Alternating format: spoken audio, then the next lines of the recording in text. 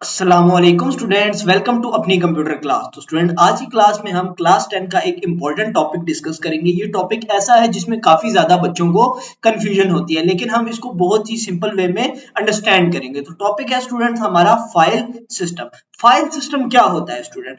File system हमारे operating system का एक बहुत ही इंपॉर्टेंट पार्ट होता है। फाइल सिस्टम का इस्तेमाल करके ऑपरेटिंग सिस्टम फाइल्स को ऑर्गेनाइज कर सकता है, उसको स्टोर कर सकता है, उनके डाटा को रिट्रीव कर सकता है। आप ये कह सकते हो कि फाइल सिस्टम की मदद से ही ऑपरेटिंग सिस्टम हमारे तमाम डाटा को मैनेज करता है। जब भी कोई भी यूजर या आप कोई फाइल सेव करते हो ना, तो वो डायरेक्ट ऐसे ही सेव नहीं होती। ऑपरेटिंग सिस्टम फाइल सिस्टम की मदद से ये डिसाइड करता है कि किसी भी ड्राइव में, किसी भी स्टोरेज में उस फाइल को किस जगह पर स्टोर करना है, ताकि उसको इन फ्यूचर कैसे फाइंड किया जाएगा। ये सारी चीजें डिसाइड होती हैं, फिर ही वो फाइल सेव की जाती है। हमारे पास डिफरेंट स्टोरेज डिवाइसेस हो सकती हैं, जैसे हार्ड डिस्क हो गई, एसएसडीज हो गई, यूएसबी ड्राइव या मेमोरी कार्ड हो गए, जहां पे हम फाइल्स को स्टोर करते हैं। जिस तरह से स्टूडेंट एक लाइब्रेरी होती है जिसमें बुक्स अरेंज होती है, उसी तरह से फाइल सिस्टम के जरिए हम अपने कंप्यूटर का डाटा प्रॉपर ऑर्गेनाइज रख सकते हैं। नेक्स्ट स्टूडेंट, शॉर्ट क्वेश्चन के लिए बहुत ही इंपॉर्टेंट है कि फाइल सिस्टम इंपॉर्टेंट क्यों है। फाइल सिस्टम के जरिए हम अपने तमाम डाटा को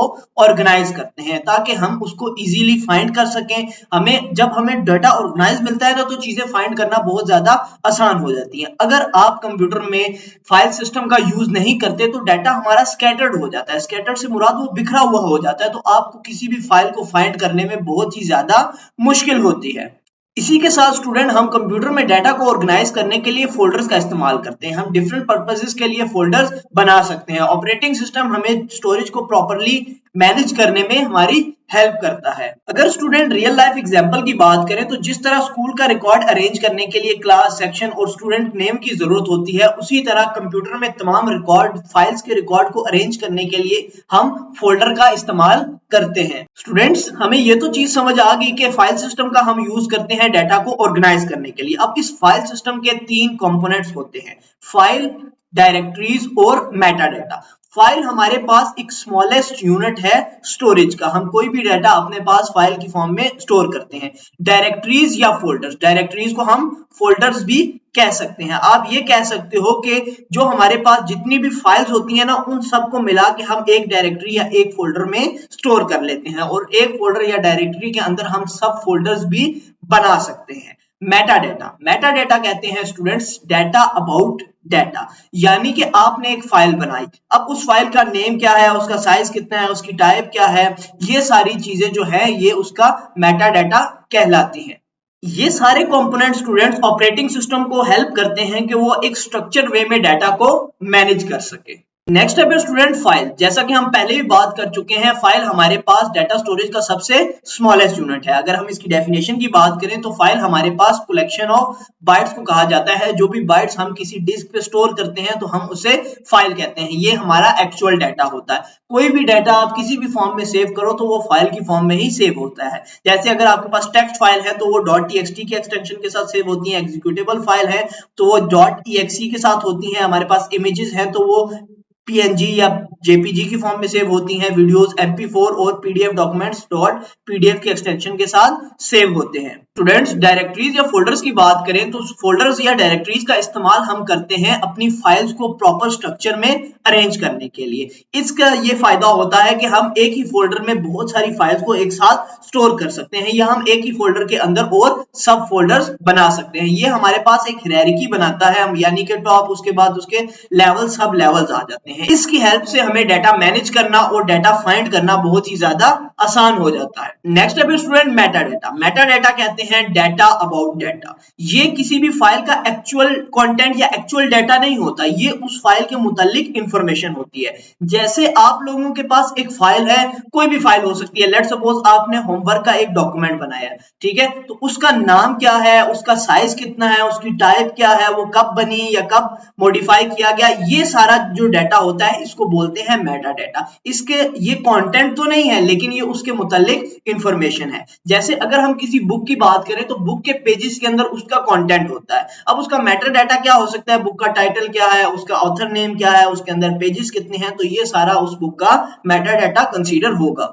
फिर है स्टूडेंट हमारा directory folder structure. Directory folder structure का मतलब है कि कोई भी फाइल्स या फोल्डर्स कंप्यूटर में किस तरह से अरेंज करके सेव किए गए हैं। तो हमारे पास इसमें 3 लेवल्स हैं, सिंगल लेवल, 2 लेवल और 3 लेवल। सिंगल लेवल का मतलब है कि जितनी भी हमारी फाइल्स हैं वो एक ही मेन फोल्डर के अंदर हैं। 2 लेवल का मतलब है स्टूडेंट कि हर यूजर के लिए सेपरेट फोल्डर है और वो उसमें अपना डाटा स्टोर कर सकता है।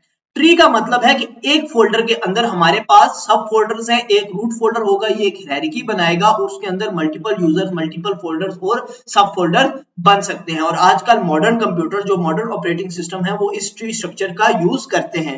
सबसे पहली थी स्टूडेंट हमारे पास सिंगल लेवल डायरेक्टरी, जिसमें हमने पढ़ा कि हमारे पास एक मेन फोल्डर होता है, बाकी सारा डाटा इसी फोल्डर के अंदर, हमारे पास बाकी सारी फाइल्स इसी फोल्डर में स्टोर होंगी। इसको मैनेज करना आसान होता है जब हमारे पास नंबर ऑफ फाइल्स कम हो, क्योंकि लेट्स सपोज एक एग्जांपल लेते हैं, आपके पास ना कुछ प्रिंटेबल फॉर्म में नोट्स हैं, तो आप अपने उन्हें ड्रॉर में रख लेते हो कि आप कहते हो ये बहुत ज्यादा इजी है, मुझे चाहिए होंगे तो मैं वहां से निकाल लूंगा। लेकिन जैसे ही वो पेपर्स की क्वांटिटी ज्यादा हो जाएगी तो आपके लिए मुश्किल हो जाएगा उसमें से ढूंढना। तो सेम काम यहाँ पे भी होता है कि एक ही फोल्डर में जब हमारी बहुत सारी फाइल्स हो, अगर फाइल्स कम हो तो मैनेज करना आसान है, लेकिन जैसे ही सिस्टम बड़ा हो जाता है तो उसको मैनेज करना बहुत ही ज्यादा मुश्किल हो जाता है। और अगर एक नाम की तरह की फाइल्स आ जाए तो वो बहुत ही ज्यादा कंफ्यूजन क्रिएट कर देती है। सेकेंड है हमारी 2 लेवल डायरेक्टरी। 2 लेवल डायरेक्टरी में हमारे पास एक रूट फोल्डर होता है और उसके आगे हमारे पास डिफरेंट सब यूजर्स बन सकते हैं और हर सब यूजर अपनी अपनी डायरेक्टरी या अपना अपना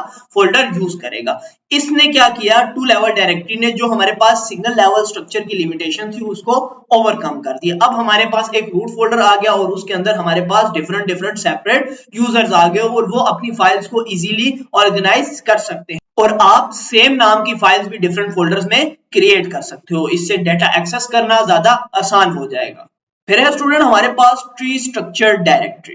ट्री स्ट्रक्चर डायरेक्टरी हमारी सबसे ज्यादा कॉमन और फ्लेक्सिबल डायरेक्टरी है, क्योंकि इसमें हमारे पास फोल्डर, सब फोल्डर और फाइल्स एक हायरार्की की फॉर्म में होते हैं, इसीलिए इसको ये स्केलेबल है, यानी कि ये एक्सपेंड हो सकती है। अब हम स्टार्ट करते हैं अपनी रूट डायरेक्टरी से। इसमें भी हमारे पास एक रूट डायरेक्टरी या रूट फोल्डर होगा, उसके अंदर हमारे पास डिफरेंट ब्रांचेस होंगी, डिफरेंट तरह के सब फोल्डर्स होंगे, सब फोल्डर्स में आगे हमारे पास डिफरेंट तरह की फाइल्स होंगी। तो ये हमारे पास एक हायरार्की को फॉलो करती है और मॉडर्न ऑपरेटिंग सिस्टम्स जैसे विंडोज हो गया, लिनक्स हो गया, मैक ओएस हो गया, इस ट्री स्ट्रक्चर को यूज करते हैं। इसकी एग्जांपल आप ऐसे समझ सकते हो, जैसे आप कभी भी विंडो करते हो ना तो उसमें ड्राइव्स होती हैं, सी ड्राइव हो गई, डी ड्राइव हो गई, तो उस ड्राइव के अंदर आप डिफरेंट फोल्डर्स क्रिएट कर सकते हो, उन फोल्डर्स के अंदर सब फोल्डर्स क्रिएट कर सकते हो, सब फोल्डर्स में भी आप फिर फाइल्स स्टोर कर सकते हो। तो ये इसकी बेस्ट एग्जांपल है। नेक्स्ट स्टूडेंट हमारा शॉर्ट क्वेश्चन के लिए most important topic, file allocation methods. Students file allocation कहते हैं कि जब भी हमारी कोई फाइल डिस्क में स्टोर होती है तो उसके ब्लॉक स्टोरेज पर किस तरह से रखे जाएंगे, इस चीज को बोलते हैं फाइल एलोकेशन।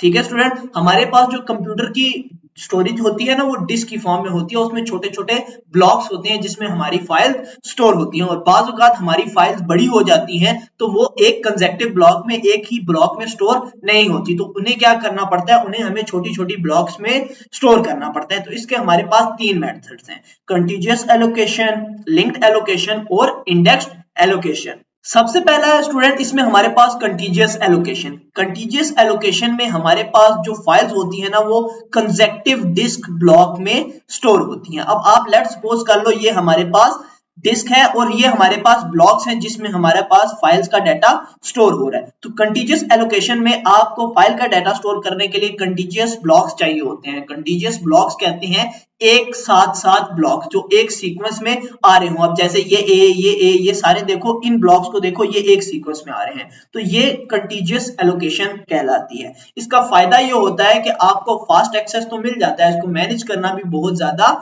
आसान होता है, लेकिन इसके लिए आपको फ्री स्पेस चाहिए होती है कि आपके पास जितने ब्लॉक्स हैं उतने ब्लॉक्स की आपको फ्री स्पेस चाहिए और एक साथ चाहिए। बाज़ औक़ात ये फ्रेगमेंटेशन आ जाती है। फ्रेगमेंटेशन कहते हैं स्टूडेंट्स कि अगर लेट्स सपोज ये वाला जो है ना ये आपका यूज्ड है, ठीक है, और ये वाला फ्री है, फिर ये यूज्ड है, ये फ्री है, फिर ये यूज है, फिर ये फ्री है, तो आपको कंसेक्टिव ब्लॉक्स एक साथ नहीं मिल रहे, तो इस चीज को बोलते हैं फ्रेगमेंटेशन। इसको स्टूडेंट आप रियल लाइफ एग्जांपल से इस तरह समझ सकते हो कि आपने ना क्लास में कुछ स्टूडेंट को फ्रंट रो में एक साथ बिठा दिया ताकि आपको स्टूडेंट्स को फाइंड करना बहुत ज्यादा आसान हो। अब आपके पास जो ब्लॉक्स थे ना, जो नंबर ऑफ सीट्स थी वो कवर हो गए, लेकिन जैसे ही कोई न्यू स्टूडेंट आता है तो उसको आपके लिए ऐड करना बहुत ही मुश्किल हो जाएगा। नेक्स्ट टाइप स्टूडेंट हमारे पास लिंक्ड एलोकेशन। लिंक एलोकेशन के अगर आप नाम पे गौर करो तो लिंक का क्या मतलब है, इसमें जितने भी ब्लॉक्स होंगे वो आपस में लिंक होंगे। इस एलोकेशन में हमारे पास कंसेक्टिव ब्लॉक स्टोर नहीं होंगे, वो डिस्क पे किसी भी जगह पर स्टोर हो सकते हैं, लेकिन मेन पॉइंट ये है कि वो सारे आपस में लिंक होने चाहिए। अब जैसे A1 ब्लॉक हमारे पास A2 के साथ लिंक है, तो ये A1 जो है ना, इसके एड्रेस को अपने पास स्टोर करेगा जिसे हम बोलते हैं पॉइंटर। उसी तरह A2 हमारे पास A3 का एड्रेस स्टोर करेगा और A3 हमारे पास A4 का एड्रेस स्टोर करेगा। इस तरह से ये हमारे पास डिस्क में डिफरेंट लोकेशंस पर होने के बावजूद हमारे पास ये लिंक होती है। इसको फ्लेक्सिबल स्टोरेज कहा जाता है। आपको कंसेक्टिव ब्लॉक्स की जरूरत नहीं पड़ती। एक्सेस स्लो हो सकता है क्योंकि ब्लॉक जो होते हैं वो हमारे स्कैटर हुए होते हैं, और हमारे लिए एक बहुत बड़ी प्रॉब्लम ये होती है कि अगर पॉइंटर डैमेज हो जाए तो हमारी फाइल अफेक्ट हो सकती है, क्योंकि जो हमारी फाइल के ब्लॉक्स हैं वो पॉइंटर के थ्रू ही कनेक्टेड है। थर्ड है स्टूडेंट हमारी इंडेक्स्ड एलोकेशन। इंडेक्स्ड एलोकेशन में स्टूडेंट हमारे पास एक इंडेक्स ब्लॉक होता है जो हमारे पास एक्चुअल डाटा ब्लॉक्स का स्टोर करता है, उनके एड्रेस अपने पास रखता है, या आप ये कह सकते हो बाकी तमाम ब्लॉक्स के एड्रेस ये अपने पास स्टोर करता है। इसको पता होता है कि बाकी ब्लॉक्स कहां पर हैं, उनका एड्रेस इसके पास मौजूद होता है। इससे हमें फायदा ये होता है स्टूडेंट कि हमें बहुत ही फास्टर एक्सेस मिल जाता है, हमें डायरेक्ट एक्सेस मिल जाता है, लेकिन चूंकि हमारे पास इंडेक्स ब्लॉक में बाकी तमाम का एड्रेस स्टोर होता है, इसके लिए हमें एक्स्ट्रा स्पेस चाहिए होती है। इसकी स्टूडेंट आप रियल लाइफ एग्जांपल ऐसे कर सकते हो, जैसे आपकी ना बुक में इंडेक्स पेज होता है। इंडेक्स पेज में तमाम इंफॉर्मेशन होती है कि ये वाला टॉपिक कौन से पेज नंबर पे है, ये वाला चैप्टर कौन से पेज नंबर पे है। उसी तरह इंडेक्स ब्लॉक के पास तमाम इंफॉर्मेशन होती है कि बाकी ब्लॉक्स कहां पर हैं। नेक्स्ट टॉपिक है स्टूडेंट हमारा file system types. Different operating system different file system use करते हैं। फाइल सिस्टम हमें बताता है हमने फाइल को किस तरह से अरेंज करना है, किस तरह से उसका डाटा ऑर्गेनाइज होगा, किस तरह से उसका डाटा एक्सेस होगा और किस तरह से हम उसके डाटा को सिक्योर रख सकते हैं। आप ये कह सकते हो कि ओवरऑल मैनेजमेंट के लिए आपको फाइल सिस्टम चाहिए होता है। हमारे पास 3 तरह के फाइल सिस्टम्स होते हैं जो अमूमन मोस्ट कॉमन यूज किए जाते हैं। FAT file allocation table, NTFS new technology file system और EXT3 और EXT4 एक्सटेंडेड फाइल सिस्टम। अब ये किस तरह से काम करता है इसका आपका कंसर्न नहीं है, क्योंकि ये आपके कोर्स का पार्ट नहीं है। आपको इसमें लिमिटेड इंफॉर्मेशन बताई गई है कि ये फाइल सिस्टम है और ये लोग इसको यूज करते हैं। अगर स्टूडेंट हम FAT फाइल एलोकेशन टेबल की बात करें तो हमारे पास जो डिस्क ऑपरेटिंग सिस्टम थे वो इसका यूज करते थे, या आप कह सकते हो कि जो विंडोज ऑपरेटिंग सिस्टम के ओल्डर वर्जन्स थे वो इस सिस्टम का यूज करते थे। ये बहुत ही ज्यादा सिंपल था और बहुत ही ज्यादा कंपैटिबल था। स्टूडेंट्स यहाँ पे कंपैटिबिलिटी का मतलब है कि एक जो डाटा है ना वो हमारा दूसरे सिस्टम पे भी अच्छी तरह से अंडरस्टैंड हो जाए, अच्छी तरह से ऑर्गेनाइज या मैनेज हो जाए। तो जो सिस्टम FAT या FAT32 का यूज करते थे तो वो हमारे पास हाईली कंपैटिबल होते थे, वो एक तरह की फाइल्स को बहुत ही इजीली मैनेज कर सकते थे। इसका स्ट्रक्चर बहुत ज्यादा सिंपल है, कंपैटिबिलिटी बहुत ज्यादा आसान है, सिक्योरिटी लिमिटेड है और स्केलेबिलिटी भी लिमिटेड है, यानी आप इसको एक्सपेंड नहीं कर सकते। नेक्स्ट पे स्टूडेंट हमारे पास NTFS विंडोज और EXT3 EXT4 लिनक्स। NTFS हमारे पास विंडोज ऑपरेटिंग सिस्टम यूज करता है। ये NT का एक लेटेस्ट वर्जन है। इसके फीचर्स ये है कि हम लार्ज फाइल्स को स्टोर कर सकते हैं, उनको मैनेज कर सकते हैं। ये हमसे ना सिक्योरिटी परमिशन मांगता है, ठीक है। साथ हमारे पास डिस्क कोटास होते हैं और हमारे पास बेटर रिलायबिलिटी होती है। अब इसका मतलब ये है कि जब यहाँ पे ना आप अपनी मर्जी के अकॉर्डिंगली फाइल क्रिएट कर सकते हो, उसमें चेंजिंग कर सकते हो और आप उसको डिलीट भी कर सकते हो। अगर हम EXT3 और EXT4 की बात करें तो लिनक्स ऑपरेटिंग सिस्टम इसको यूज करता है। इसमें हमारे पास जर्नलिंग होती है। जर्नलिंग का मतलब होता है कि जो भी चेंजेस हो रहे हैं ना फाइल में, ये अपने पास उन सब का रिकॉर्ड रखता है। क्रैश रिकवरी होती है क्योंकि हमारे पास रिकॉर्ड ऑलरेडी मौजूद होता है, परफॉर्मेंस बेटर होती है और ये एक रिलायबल स्टोरेज प्रोवाइड करता है। फिर है स्टूडेंट हमारे पास फाइल ऑपरेशंस। फाइल ऑपरेशंस क्या है? वो एक्शंस हैं जिनके जरिए हम किसी भी फाइल या फोल्डर को मैनेज करते हैं। जब भी हम कोई फाइल सिस्टम यूज करते हैं तो वो हमें कुछ ऑपरेशंस प्रोवाइड करता है जिनके जरिए आप न्यू फाइल क्रिएट कर सकते हो, एक्सेस कर सकते हो, अपडेट कर सकते हो या किसी भी फाइल को रिमूव कर सकते हो। तो उसमें है क्रिएट। क्रिएट कहते हैं न्यू फाइल या फोल्डर बनाना। ओपन कहते हैं किसी भी फाइल या फोल्डर को रीड करना या उसमें कोई भी चीज राइट करना, बेसिकली फाइल को एक्सेस करने को बोलते हैं। रीड कहते हैं उसके सारे डाटा को रिट्रीव करना। राइट कहते हैं उसके डाटा को मॉडिफाई करना। डिलीट कहते हैं कि उस फाइल या फोल्डर को रिमूव कर देना। रीनेम कहते हैं कि उसका नाम चेंज कर देना। तो स्टूडेंट उम्मीद है फाइल सिस्टम और उससे रिलेटेड तमाम कॉन्सेप्ट्स आपके क्लियर हो गए होंगे। मिलते हैं नेक्स्ट वीडियोस में, तब तक अपना ख्याल रखिएगा। अल्लाह हाफिज।